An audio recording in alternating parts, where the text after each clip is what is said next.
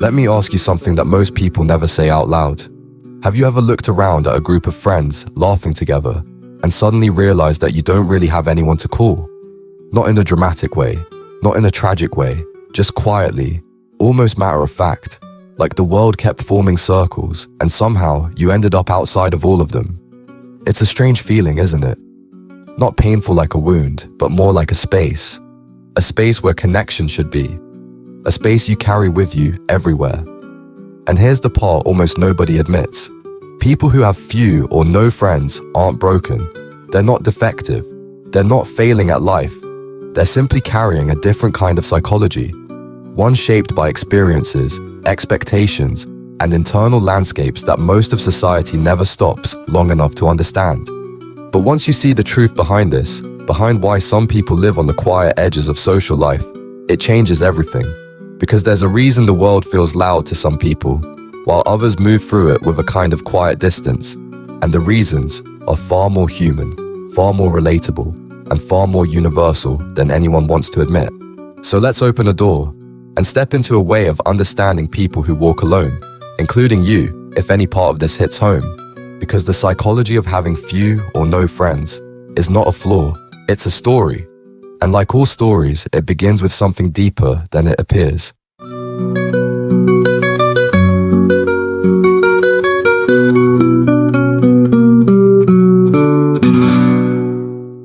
Here's where it gets interesting.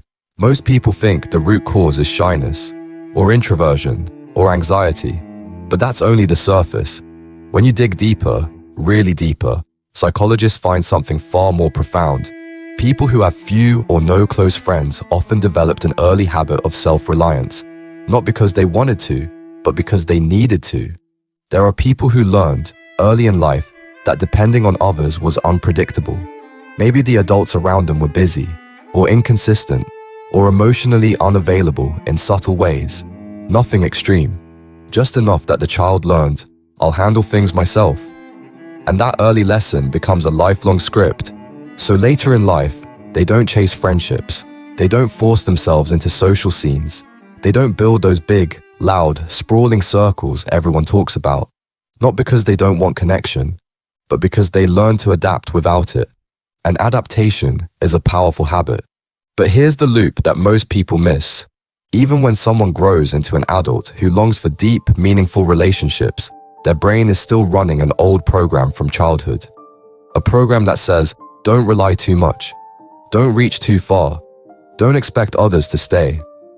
So instead of pushing forward into social spaces, they pull back. Not fully, just enough to remain safe. And this creates a quiet paradox. They want connection, but they're cautious of it. They want closeness, but they're used to distance. They want to be understood, but they rarely reveal the parts of themselves that would allow someone to understand them.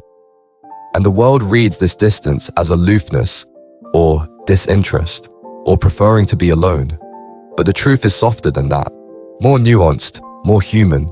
Sometimes people without many friends aren't avoiding others, they're protecting themselves. From what? From disappointment, from inconsistency, from the fear of being forgotten, ignored, or overlooked. The same feelings they grew accustomed to when they were young. But here's where things get even more interesting. And this is something most people never realize. Many individuals with few friends have incredibly rich inner worlds. Their minds are active, reflective, imaginative. Their thoughts run deeper, move slower, sit heavier.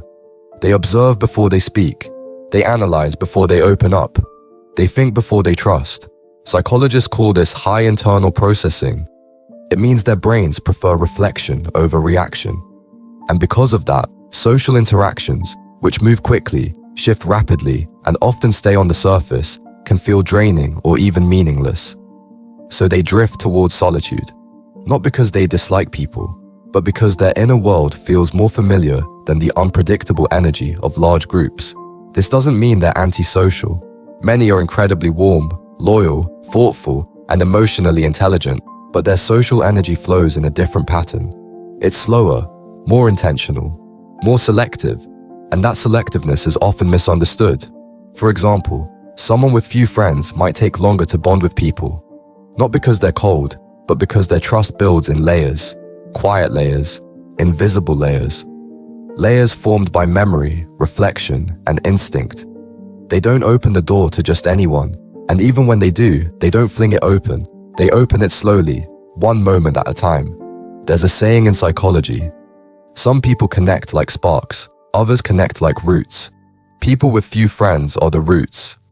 Slow, quiet, deep, but incredibly strong once they settle. Here's another psychological pattern. People who grow up feeling misunderstood often learn to enjoy their own company, not out of preference, but out of practice. And the more they practice solitude, the more natural it becomes. They find comfort in routines that don't require negotiation. They find peace in thoughts that don't need explaining. They find stability in their own emotional landscape. So when the world tells them, you should be more social, they don't resist out of stubbornness. They resist because they've built a life that makes sense to them. A life that doesn't revolve around constant interaction. But then something else happens. Something subtle. The fewer friends they have, the more carefully they guard the emotional energy they do have. They become intentional with time, selective with conversations, particular about who they let close. And the world sees this as closed off. But in reality, it's just emotional wisdom. When your energy is limited, you learn to protect it. There's also a psychological tendency known as high social sensitivity. It means their brains notice things others overlook. The shift in someone's tone, the pause between their words, the micro expressions in their face, the quiet signals that reveal someone's true intentions. People with few friends often see these things immediately. They sense when someone is half listening. They sense when someone is self-absorbed. They sense when someone is not emotionally genuine. And instead of forcing themselves to maintain shallow connections, they withdraw. Not dramatically, just quietly, gradually, gently.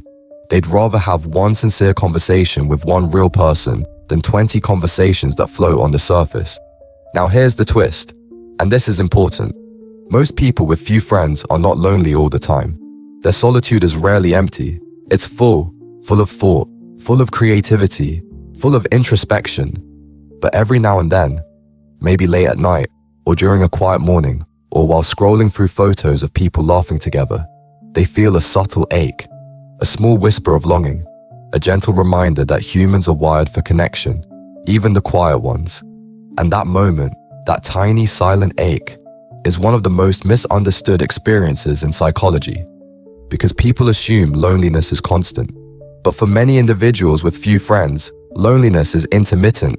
It comes and goes like a faint echo, not enough to define their life, but enough to shape it. If this sounds familiar, if you've ever felt that echo, you're not alone. You're part of a very large group of people who simply exist on a different social wavelength. But we're not done yet, not even close, because there's another layer you need to understand. A deeper, more surprising truth about why some people have small social circles. And it has nothing to do with introversion, nothing to do with shyness, nothing to do with social ability. In fact, this next part might surprise you, because it's something most people never realize about themselves. Are you ready? Because once you hear this, you won't be able to unsee it. Because here's the part almost nobody expects. Many people who have few or no friends aren't lacking social skills. They're not socially behind. They're not missing something other people have.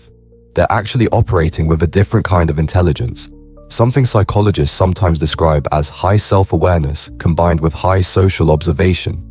This combination creates a unique effect. You understand people so well that you're careful about who you let in. And this isn't coldness, it isn't cynicism. It's a quiet sense of discernment that forms after years of watching people, really watching them, and noticing patterns others overlook. For example, you might notice when a conversation becomes competitive instead of cooperative. You might sense when someone is being polite but not genuine. You might see when someone talks at you instead of with you. And without even thinking, you just step back. Not out of judgment, not out of pride, but because your mind has learned to protect your emotional environment. And that protective instinct is powerful. Sometimes too powerful. Because when your brain becomes accustomed to reading subtle signals, social interactions can feel more complex than they need to be. You're not just hearing words, you're hearing intentions, you're hearing patterns, you're hearing echoes of past experiences, And so a part of you retreats into safety, the safety of fewer connections, fewer expectations, fewer disappointments. But here's the twist. People with fewer friends often have deeper emotional capacity. Their empathy runs quiet, but it runs deep. Their loyalty is rare, but it's unwavering. Their care is soft, but it's real. They're the kind of people who listen, not because they're waiting for their turn to speak, but because they're genuinely present.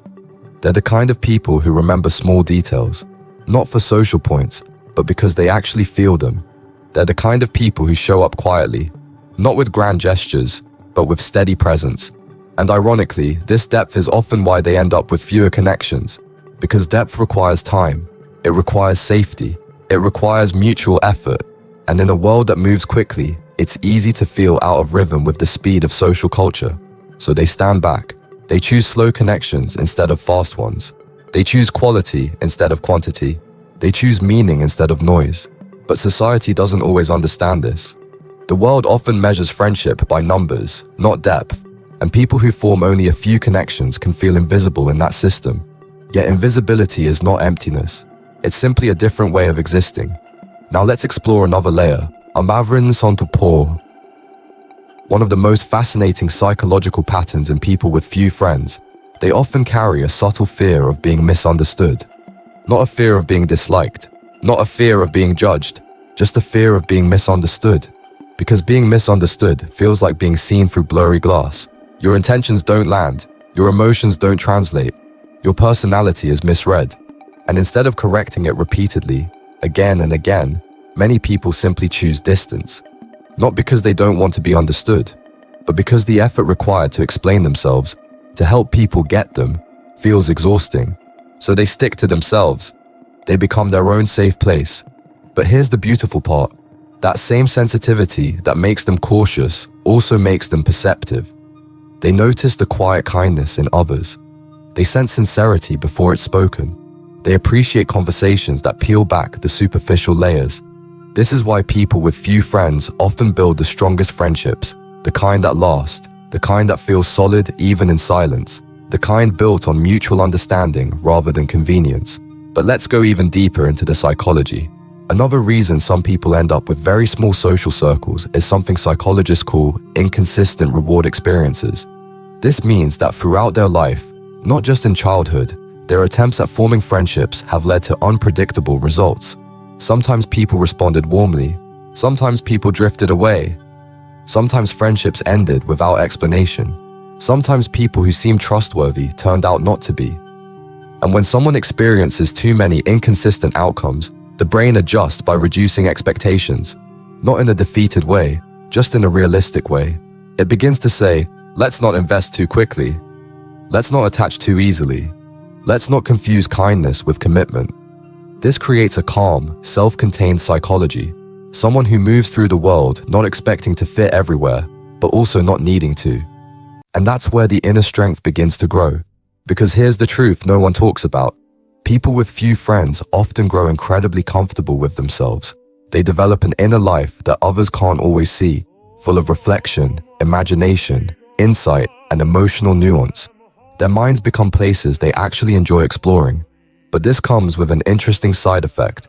When you're used to being your own companion, you don't just let anyone into your world. Not because you're superior, not because you're distant, but because your inner world has become meaningful. And you instinctively protect what's meaningful. There's one more psychological layer that matters here, and it's one of the most misunderstood of all.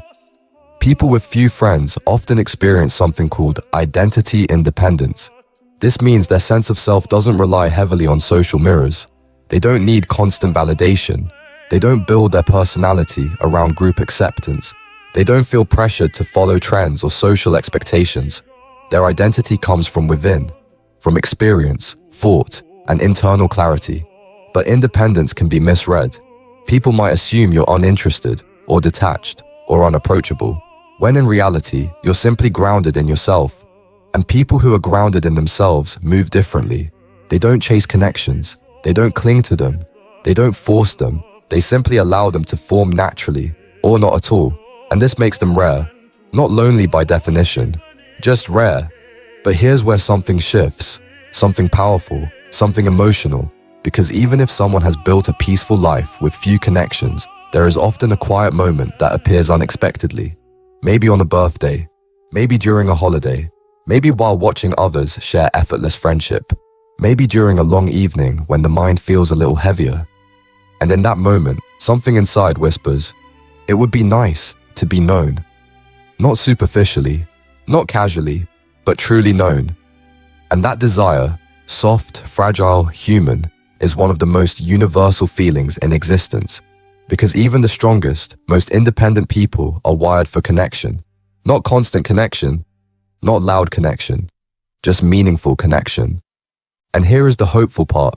People with fewer friends tend to form some of the deepest, most authentic relationships when the right people finally enter their lives. Because once they trust someone, once they feel understood, once they feel safe, their loyalty is unwavering, their presence is steady, their friendship becomes a kind of emotional anchor. They don't overflow with fake enthusiasm. They don't create dramatic highs and lows. They simply show up, quietly, consistently, and sincerely. And that kind of friendship is rare in this world. So if this description feels like you, if you've felt the quiet ache of solitude mixed with the comfort of independence, if you've walked through life on your own path, observing more than participating, caring more than speaking, understanding more than revealing, then hear this. You are not behind. You are not lacking.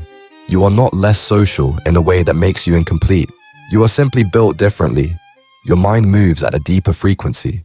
Your connections form at a slower pace. Your trust blossoms more carefully. Your friendships are fewer, but richer. People like you create some of the most meaningful relationships on earth. Not because you collect many, but because you honor the few. And the world needs people like you. People who think deeply. People who observe quietly. People who understand the emotional spaces that others rush past.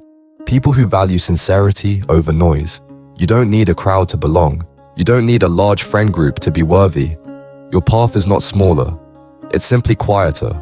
And quiet paths have a beauty of their own. Because you've learned something many people never learn. Being alone is not the same as being lonely. Silence is not emptiness. Solitude is not failure. It's a different way of being human. A valid way, a meaningful way, a strong way.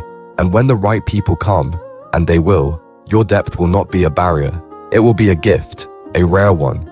So if you have few or no friends, remember this. You aren't missing the world. You're simply waiting for the part of the world that understands you. And when it arrives, everything changes.